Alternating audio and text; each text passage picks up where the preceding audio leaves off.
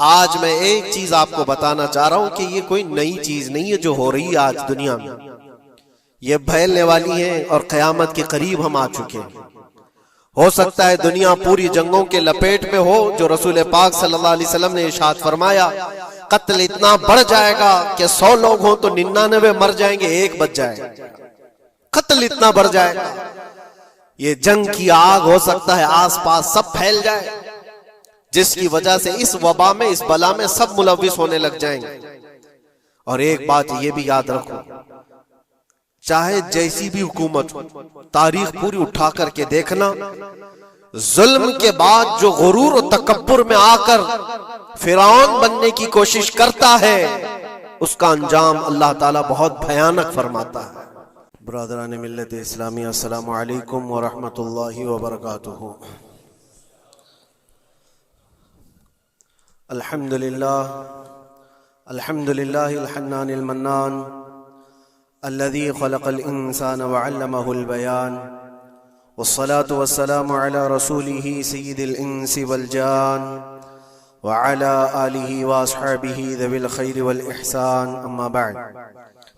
फ़अऊज़ु बिल्लाहि मिनश शैतानिर रजीम, बिस्मिल्लाहिर रहमानिर रहीम। वज़ुरिबत अलैहिमुज़्ज़िल्लतु वल्मस्कनतु वबाऊ बिग़ज़बिन मिनल्लाह ज़ालिका बिअन्नहुम कानू यकफुरून बिआयातिल्लाहि व यक़्तुलून अन्नबिय्यीन बिग़ैरि हक़्क़ ज़ालिका बिमा असौ व कानू यअतदून। सदक़ल्लाहु मौलानल अज़ीम। बारगाह रिसालत मुआब सल्लल्लाहु अलैहि वसल्लम में दुरूद पाक का हदिया पेश कर लें। अल्लाहुम्मा सल्लि अला सय्यिदिना व मौलाना मुहम्मदिन मअदनिल जूदि वल करम व आलिहि व अस्हाबिहिल किराम व इब्निहिल करीम व बारिक व सल्लिम सलातन दाइमतन सरमदन अबदा। इकबाल ने कहा है, सतीजा कार रहा है अजल से ता इमरोज, शरारे अबू लहबी से चरागे मुस्तफवी। मतलब ये है कि शुरू के दिनों से ही इस कायनात में, इस दुनिया में एक मारका चलता आ रहा है। मारका मतलब जंग, मुकाबला। वो किस चीज का है? इकबाल कहता है, सतीजा कार रहा है अजल से ता इमरोज, शुरू से लेके आज तक एक मुकाबला चलता आ रहा है। वो मुकाबला किसका है? शरारे अबू लहबी से चरागे मुस्तफवी का। मुस्तफ़ा करीम सल्लल्लाहु अलैहि वसल्लम की चिराग की रोशनी का मुकाबला अबू लहब की शरारतों के साथ। तो एक तो ये कि इस्तिआरा है, इससे पहले भी फिरौन और मूसा का, नमरूद और इब्राहीम का अलैहिस्सलाम, ये मुकाबला इस रुए अर्दी पर चलता रहा और हक व बातिल के मारके होते रहे और होते भी रहेंगे। फी जमाना हम जो हालात देख रहे हैं पूरी दुनिया में, आज जंगों के हालात जो पेश किए जा रहे हैं, लोग तो अब ये खबरें ऐसे सुन रहे हैं, किसी के यहाँ बम गिरने की, मिसाइल गिरने की, तो ऐसा लग रहा है जैसे बच्चे पटाखे फोड़ रहे हैं। लोग यहाँ खबरें लेकर के मजे ले लेते हैं, फिर फॉरवर्ड कर देते हैं।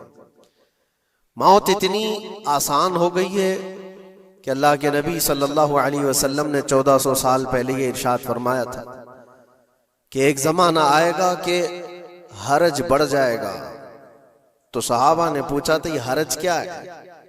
तो हुजूर अकरम सल्लल्लाहु अलैहि वसल्लम ने इरशाद फरमाया था कि कत्ल बहुत ज्यादा होगा, एक दूसरे का कत्ल इतना ज्यादा होने लगेगा कि लोग उसकी परवाह भी नहीं करते। आज मुझे आज बताओ, दुनिया पूरी बहुत सारे इश्यूज पर बैठकें कर रही है, ग्लोबल वार्मिंग पे है, दुनिया में इन्वायरमेंट की चेंजिंग पर, मौसम का तापमान बढ़ रहा है, इस पर मीटिंगें हो रही हैं, बड़ी बड़ी तंजीमें बैठती हैं। ये ढकोसला है ये दुनिया का, ये मगरिबी दुनिया, वेस्टर्न कंट्रीज का दिखावा है। ये एनिमल लवर्स को भी बाहर लेकर के आते हैं, उनको बहुत ज्यादा कवरेज दिया जाता है। ये कुत्ते से प्यार करने वाला है, ये मुर्गी से प्यार करने वाला है। जालिमों, 40,000 नहीं 50,000 लोगों को फिलिस्तीन में तुमने ना हक मार दिया, उस पर कोई बैठक नहीं करते। मौत इतनी आसान है इंसानों की। जंग जिससे है, मुकाबला जिससे है, तुम्हारा आपस में बराबर की ताकत का मुकाबला हो तो समझ में आए कि एक दूसरे की फौजों से मुकाबला है, इधर की फौज भी मर रही, उधर की फौज भी मर रही है, लेकिन निहत्ते बच्चों का क्या कसूर? बल्कि वो गोद में आए हुए अभी जिन्होंने शऊर की आंखें भी नहीं खोली, दूध पीते बच्चों के जो कत्ल हुए हैं। तारीख में आपने पढ़ा होगा फिरौन ने 12,000 बच्चों का कत्ल किया था, सिर्फ इस गुमान से कि उसने ख्वाब देखा था बनी इसराइल में एक बच्चा पैदा होगा जो उसकी सल्तनत को हिलाक कर देगा। ख्वाब की वजह से काहिनों ने उसको बताया था, उसने ख्वाब ये देखा था कि आसमान से एक तारा टूटकर उसकी गोद में गिरा और आग लग गई। तो नजूमियों ने उसकी ताबीर ये बताई थी कि बनी इसराइल में एक बच्चा पैदा होगा जो तेरी सल्तनत को हिलाक कर देगा। उस डर से बनी इसराइल में जो भी बच्चा पैदा होता उसको कत्ल करता था। उसने तकरीबन 12,000 बच्चों को कत्ल कर दिया था, इस डर से कि वो बच्चा तो ना पैदा हो जाए जो मेरी सल्तनत को हिलाक करने वाला है। और वो मूसा अलैहिस्सलाम थे, पैदा भी हुए और फिरौन के घर में ही पले। अल्लाह का निजाम है। लेकिन मैं यहां इसलिए बता रहा हूं, फिरौन जुल्म में पूरी दुनिया में मशहूर है। वो औरतों को भी जालिम इस तरह से मारा है कि जिसकी तारीख में मिसाल नहीं मिलती। लेकिन मैंने अपनी जिंदगी में देखा, आज के जमाने में इजराइल नाम से एक नाजायज हुकूमत पर काबिज शख्स ने 12,000 नहीं 50,000 लोगों को साल भर में कत्ल कर दिया। ये तारीख का भयानक चेहरा है। आज लोग इसको हल्के में ले रहे होंगे, न्यूज वाले एक तरफा रिपोर्ट करते हैं क्योंकि इनको इनके बाप दादाओं से डर है, जहां की खाते हैं वहां की गाते हैं। लेकिन बाद को ये सच्चाइयां जनरेशन में मुंतकिल होती रहेंगी। कभी तो आएगा कोई इंसाफ की नजर रखने वाला। और इंसानियत का कत्ल कितना बड़ा कत्ल है। एक शहर के 50,000 लोगों को कत्ल कर देना, और ऐसे कि वहां की इमारतें पूरे राख के मलबे में चली गई। सदियां लग जाती एक शहर को बसने में, एक घर को बनाने में आदमी की अपनी जिंदगी गुजर जाती है। क्या क्या अरमानों से घर बनाते हैं, लेकिन एक पल में किसी का घर उजाड़ दिया, उसके सामने तड़पते हुए उसके बाप की लाश हो, मां की लाश हो। वो तस्वीरें क्या आपने नहीं देखी कि एक बाप छोटी सी बेटी को लेकर के दौड़ रहा है तो उसका बेटा अलग पैर और हाथ जले हुए बम से तड़प रहा है। वो किसके दर्द को देखे। यहां तक कि मैंने देखा कि बेटी को बाप ये नसीहत कर रहा है, थोड़ा और सब्र कर ले बेटा, शहादत मिलने वाली है। कौन करता है ये? मौत से पहले अपने बच्चे को इतनी तलकीन कर दे। हालात ऐसे। दूसरे एक वहां पर खाने पीने की एड कोई जा नहीं सकती, उस पर पाबंदी। दवाइयां ना जाए, उस पर पाबंदी। दुनिया का कोई कानून इस चीज को जायज ठहराता है? मुझे बताओ, आतंकवाद का राग अलापने वाले इन बातों को क्या कहेंगे? इंसानियत अगर कहीं है तो उसका तस्वुर तो करो। किसी के फंडामेंटल राइट्स होते हैं, बेसिक राइट्स होते हैं, खाना पीना, ये उसका इंसानी हक है। दुश्मनी तुमसे जिनकी है उनके साथ मुकाबला करो, आम शहरियों के साथ नहीं। मुखबिर सादिक रसूल अकरम सल्लल्लाहु तआला अलैहि वसल्लम की तालीमात देखो।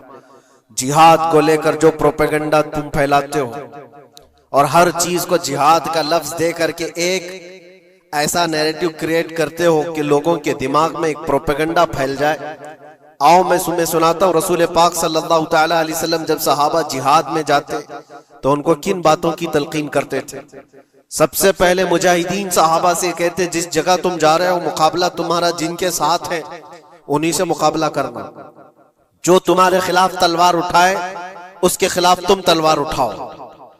और रास्तों पर बैठे हुए बूढ़ों को हाथ ना लगाना, किसी औरत के साथ छेड़छाड़ ना हो। हामला औरतें अगर कैद में आ जाएं तो उन्हें छोड़ देना। ये हुजूर पाक सल्लल्लाहु अलैहि वसल्लम की तालीमात है। हत्ता के रसूल करीम सल्लल्लाहु अलैहि वसल्लम ने फरमाया, जिस शहर में तुम्हारा गलबा हो जाए, तुम गालिब आ गए वहां की फौज पर, तो वहां के रहने वालों के बच्चों को ना जुल्म करना, उनको ना पकड़ना। फिर तालीमात में ये है, वो चाहे जिस मजहब के भी लोग हैं, उनके माबदों को, उनकी इबादत गाहों को खत्म नहीं करना, उनकी इबादत गाहों को तोड़ फोड़ ना करना जिस शहर में तुम जा रहे हो। यहां तक कि हुजूर अकरम सल्लल्लाहु अलैहि वसल्लम की तालीमात तो देखो, हुजूर ये तक फरमाते थे मुजाहिदीन सहाबा को कि जिस शहर में तुम जा रहे हो वहां के दरख्तों के पत्ते भी ना उखाड़ना, दरख्तों को भी ना नुकसान पहुंचाना। जंगी तालीमात को आज कोई नजर में नहीं रखता है। दुनिया कहती है कि जंग के दौरान भी कुछ उसूल होते हैं, लेकिन कोई उसूल नहीं। हमने देखा है जिसकी ताकत है उसका बोलबाला है। ये दुनिया उनके खिलाफ कभी कोई बात नहीं करती। आज से तकरीबन 20 साल पहले भी इराक की क्या हालत थी आपने देखा होगा। एक झूठे प्रोपेगेंडे की वजह से पूरे इराक को तबाह किया गया। आज तक वो संभल नहीं पाया। न्यूक्लियर पावर इराक के अंदर मौजूद है, उसके रिएक्टर वहां पर मौजूद है। क्या क्या चीजें उस जमाने में फैलाई गई। सोशल मीडिया तो नहीं था उतना। दुनिया ने ये मान लिया कि हाँ दादा कह रहा है तो होगा, और हमला किया इसी बुनियाद पर। 20 साल हो गए, आज तक इराक में कोई न्यूक्लियर पावर प्लांट नहीं नजर आया, कहीं नहीं। एक झूठे प्रोपेगेंडे की वजह से वहां के कितने लाख लोगों को बेघर होना पड़ा है पता है।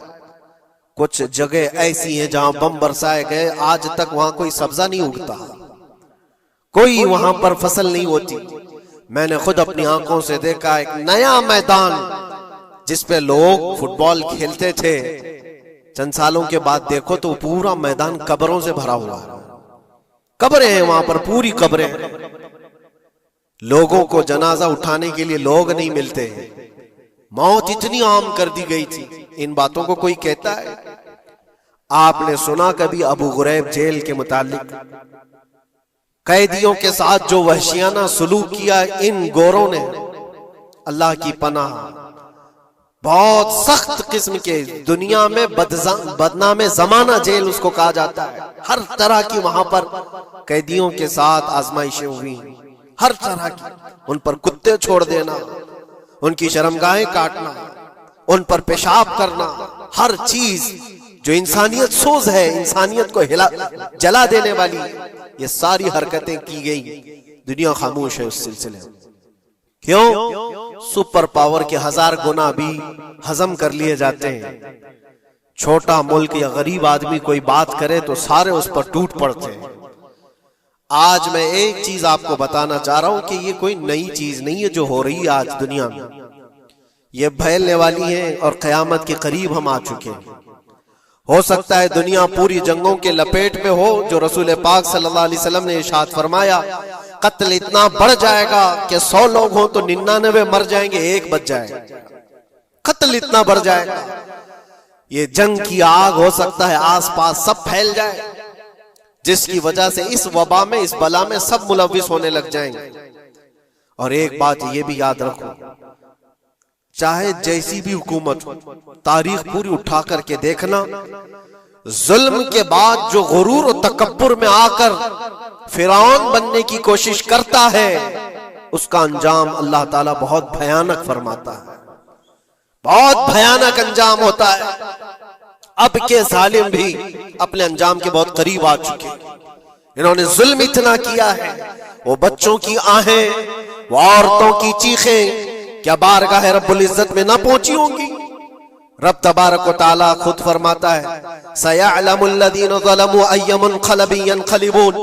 अनक़रीब जालिम ये देख लेंगे कि किस पलटी में अल्लाह ताला उन्हें गिराने वाला है। जो जाल वो अपने दुश्मनों के लिए बुनते हैं, अल्लाह ताला उसी जाल में उनको फंसाता है। आज देखना आप, तारीख की सच्चाइयां आपको इस बात का जवाब देंगी। जालिम ये समझता है कि मैं खुदा के बराबर हो चुका, मुझे कोई भी हिलाक नहीं कर सकता। अल्लाह ताला फरमाता है इन्नमा तकुनु युद्रिकुमुल मौत वलौ कुंतुम फी बुरूजिम मुशय्यदा, तुम मजबूत किले में क्यों ना बैठे हो, मौत तुम्हारे पास आकर पकड़ लेगी। और रब तबारक व तआला के लिए कोई चीज नामुमकिन है। लोग आज हवा बनाते हैं कि एयर डिफेंस सिस्टम इतना बड़ा है, कोई कुछ